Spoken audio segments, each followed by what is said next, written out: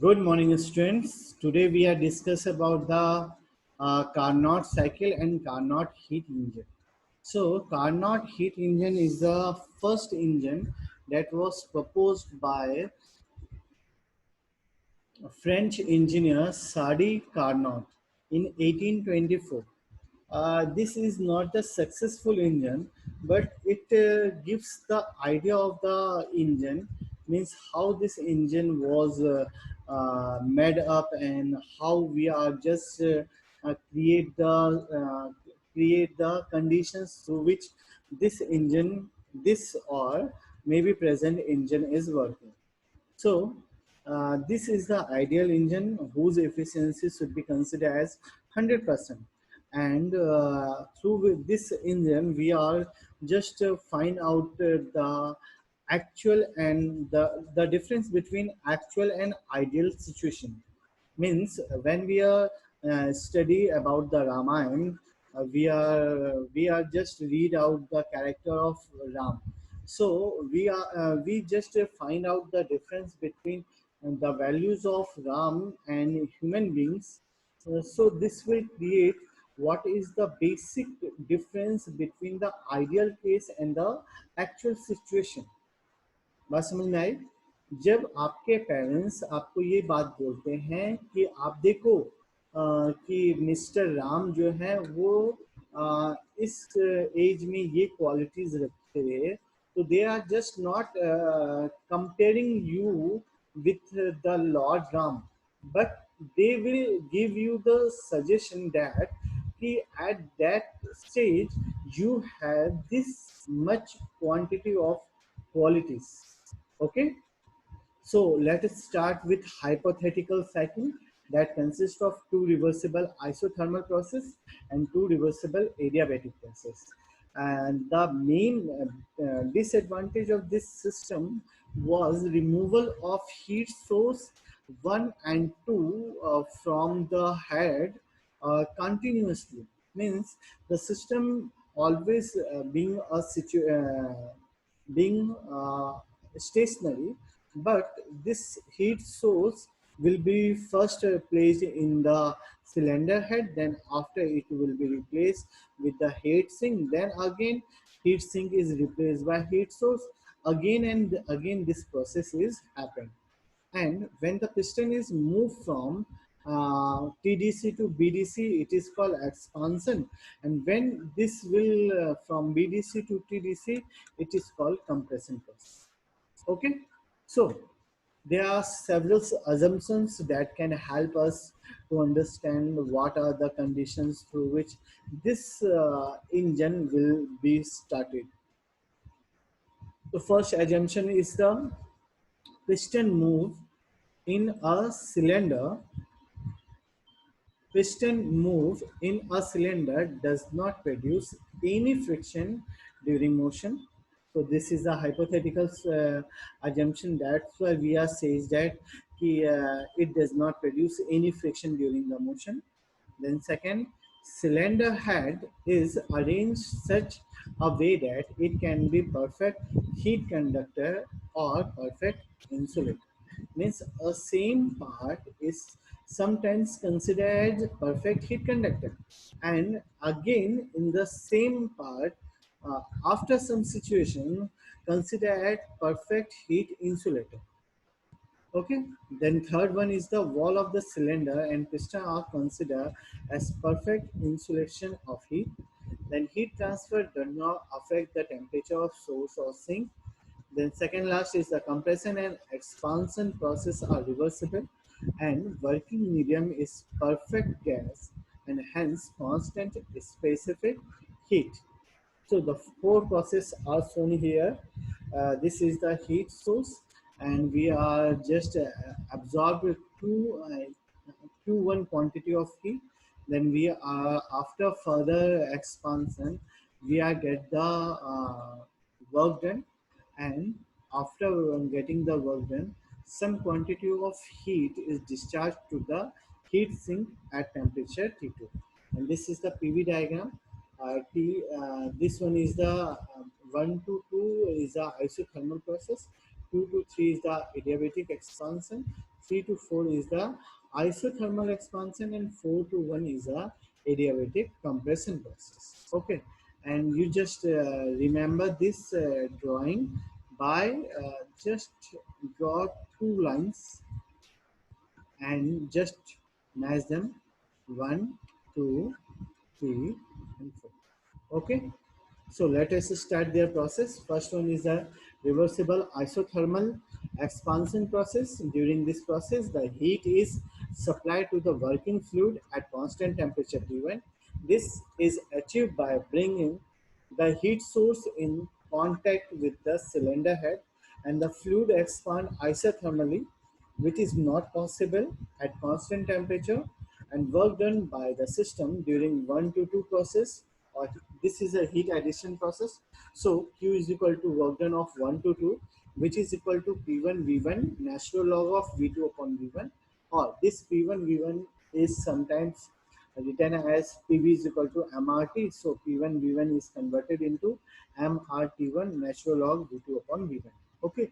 And second is the reversible adiabatic expansion. So the cylinder head behaves like a perfect insulator so that no heat flow take place. So the fluid expand adiabatically, and temperature is decreased from T1 to T2. So the work done is equal to work done at process 2 to 3 is equal to T2 V2 minus T3 V3 upon gamma minus 1, or sometimes you are write it in MCV T1 minus T2. Okay. Then third one is the reversible isothermal compression process. The heat is rejected from the working fluid at constant temperature T1. This is achieved by bringing the heat sink in contact with the cylinder head. The fluid compress isothermally. So the work done on the system during process 3 to 4, a heat rejection is given by Q is equal to work done at 3 to 4, which is equal to P3 V3 natural log V3 upon V4, or MRT2 natural log V3 upon V4.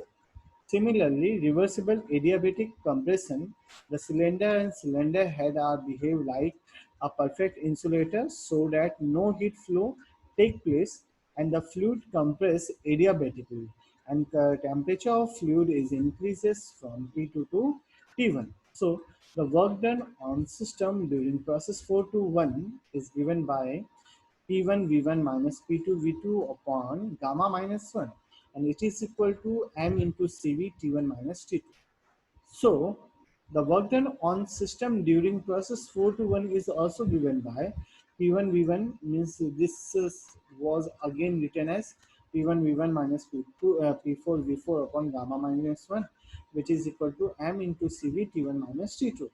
So net work done per cycle is the area covered by 1, 2, 3, 4. So net work done is equal to work done by the system minus work done on the system. So work done by the system is the 1 to 2 and 2 to 3, and by on the system is 3 to 4 and 4 to 1.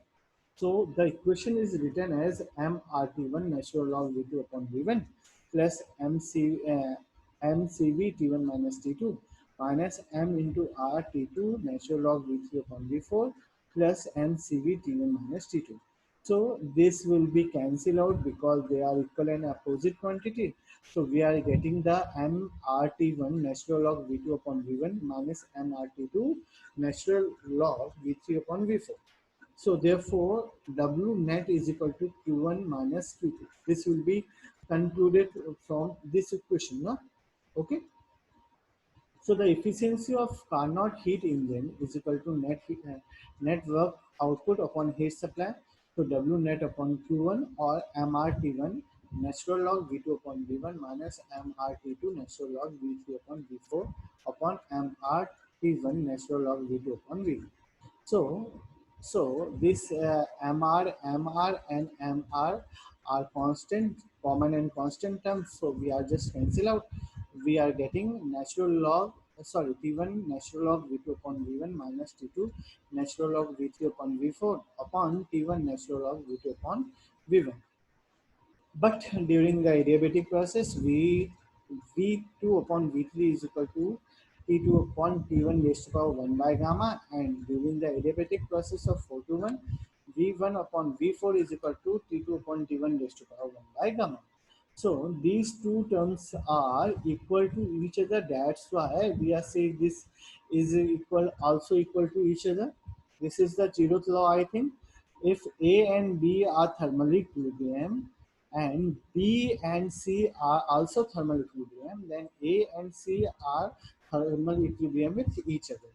So through this equation, we are just concluded.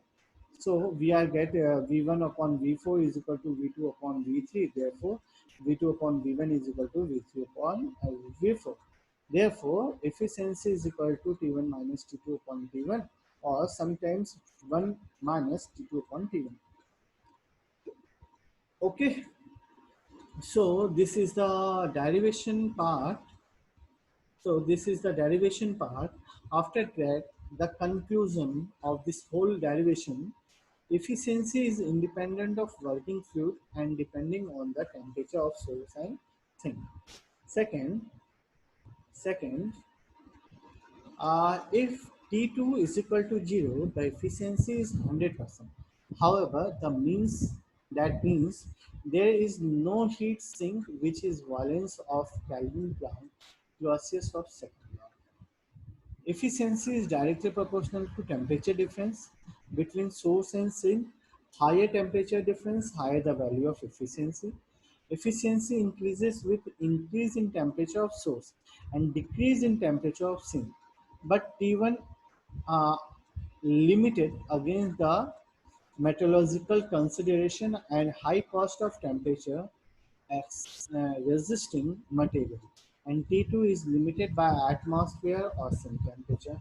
So if T1 is equal to T2, then work done is equal to 0 and efficiency is considered as 0. So this is your fourth question. A heat engine work on the Carnot cycle absorb Q1 heat from the heat source and convert 1/4 of the heat Q into the work done. If the temperature of the heat sink is decreased by 100 degrees Celsius, the efficiency becomes double. Calculate the temperature of source and sink. Always remember, these are the important type of question which maximum times GTU asking by you. Okay, so always remember what the question says. Okay, first what they are saying, the absorb Q heat from the heat source. So if we are say Q1 is equal to Q and heat source and convert 1/4 of heat Q into work done. So work done is equal to Q by 4. Okay. If the efficiency of heat sink is decreases by 100 degrees Celsius. So let us consider Q dash is the heat sink which is equal to 100 degrees Celsius minus Q. Okay. So the efficiency become double. So if we are getting this efficiency here, so we are get efficiency is equal to twice of efficiency. Calculate the temperature of source and sink. Just find out the temperature. So we all know that efficiency is a function of T1 minus T2 upon T1 or work done upon heat supply.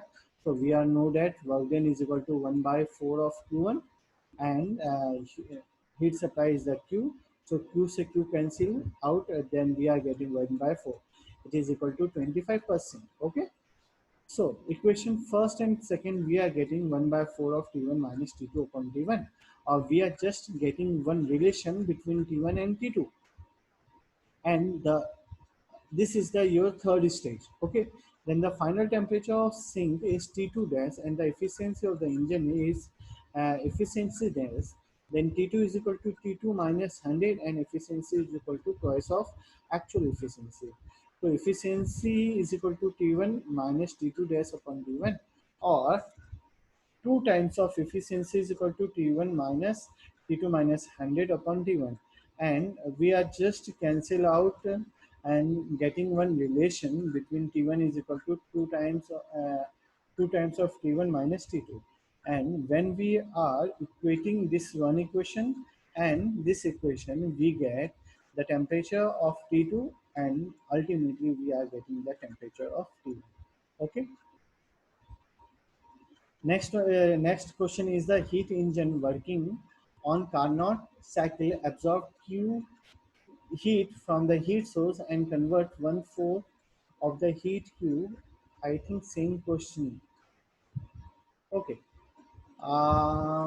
Just today we are just finishing our lecture. If you have any doubt, please contact me.